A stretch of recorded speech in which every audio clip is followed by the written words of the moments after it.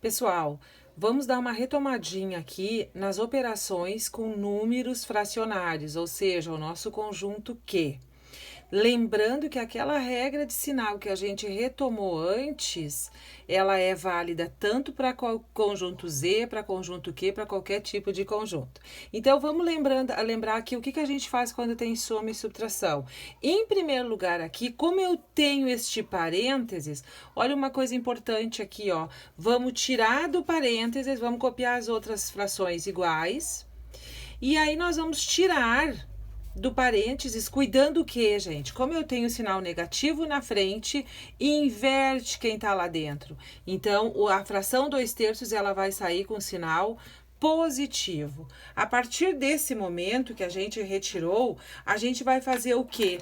Nós vamos fazer, para poder agrupar essas três frações, nós temos que fazer o mínimo múltiplo comum, porque os denominadores são diferentes. Fazendo o mínimo múltiplo comum pela decomposição em fatores primos, só lembrando aqui, ó, fazer a decomposição, que número nós acharíamos? Nós vamos achar o número 60.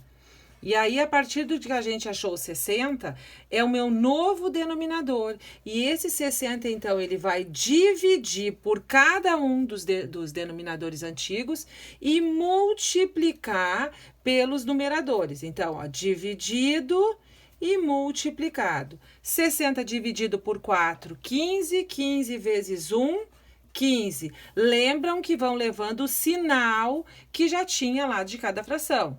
60 dividido por 5, 12 vezes 2, 24.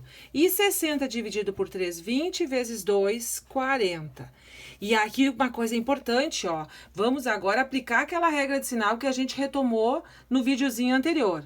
Eu devo 15, mas eu tenho R$24 para pagar essa conta, eu ainda vou ficar com R$9.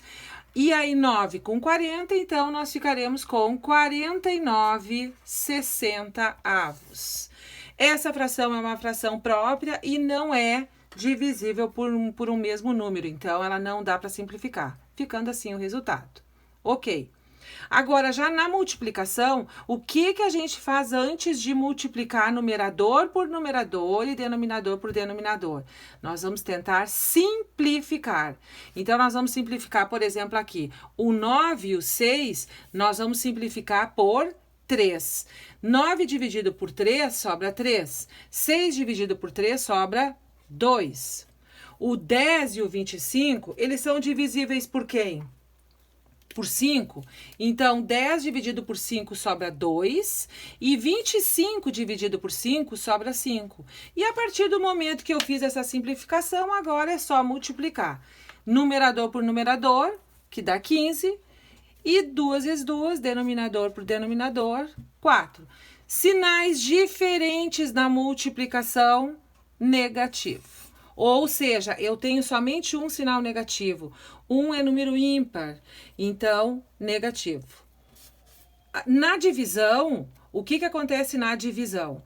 Ela vai se transformar numa multiplicação, porque eu tenho que fazer o que aqui? Copiar a primeira fração, invertendo a posição da segunda fração. Ó, quem era numerador passa a ser denominador e quem era denominador passa a ser numerador. E aí eu vou trocar o sinal de divisão para multiplicação. Então, recaindo novamente na mesma regrinha da multiplicação. Antes de multiplicar, tentar a simplificação. Vamos tentar aqui de novo.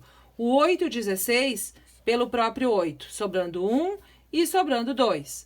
O 15 e o 20 pelo 5, né? Os dois são divisíveis por 5. Então, 15 dividido por 5 sobra 3 e 20 dividido por 5 sobra 4.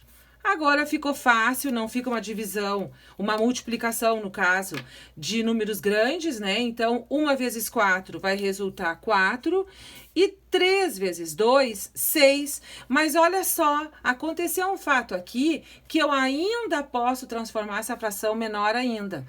Vou simplificá-la por 2, resultando em 2/3. E que sinal ficaria essa minha fração final? Ficou menos com menos. Quantos sinais negativos nós temos aqui? 2. Como 2 é um número par, o resultado vai ficar positivo. Então, o resultado dessa nossa divisão, mais 2/3. Ok?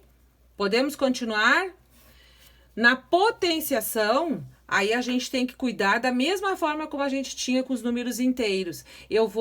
Na fração, eu vou elevar tanto o numerador quanto o denominador ao expoente que está sendo indicado. Então, não esquecer que o expoente é que me diz quantas vezes eu tenho que repetir a base. Então, 5 vezes 5, 25. 3 vezes 3, 9. Ok. Isso tá tranquilo. Agora vamos ver a regrinha do sinal. Base negativa elevada a um expoente par, quer dizer que eu vou ter 2 sinais negativos. 2 é um número par, o resultado vai ficar positivo. E o próximo exemplo ali, ó, nós temos uma base negativa elevada a um expoente ímpar. Então, quer dizer que eu tenho, nesse caso, 3 sinais negativos. 3 é ímpar. Menos com menos, mais com menos, menos. 1 elevado a qualquer expoente sempre fica 1.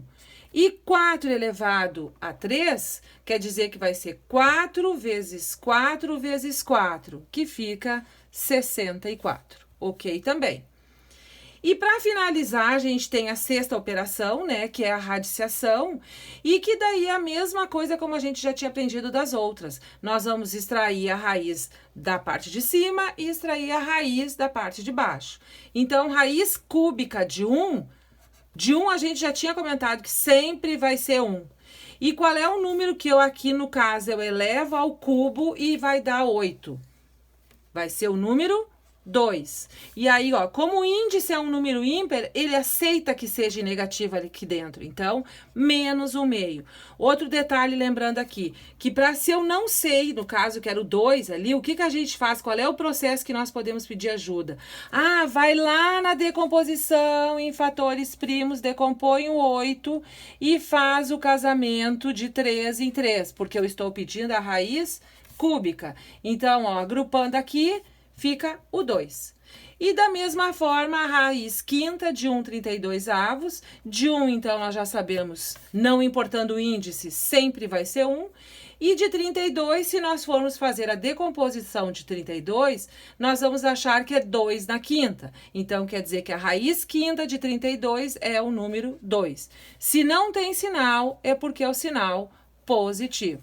Então, ó, vamos cuidar bem essas regrinhas para a gente fazer com que a gente consiga entender bem. Ok.